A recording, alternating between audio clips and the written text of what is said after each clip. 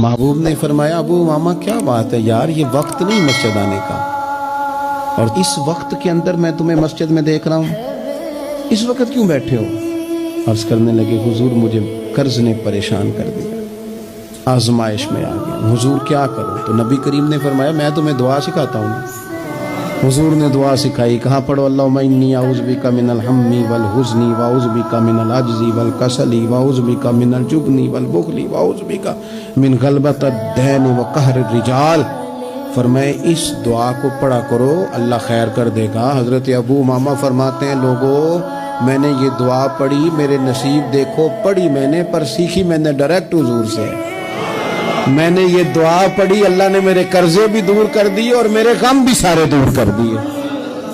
हमारे तो वजीफे में आला हज़रत ने इस दुआ को शामिल कर दिया। फरमाया इसे पढ़ो, सुबह भी पढ़ो, शाम भी पढ़ो, गम भी दूर होंगे, कर्जे भी दूर होंगे।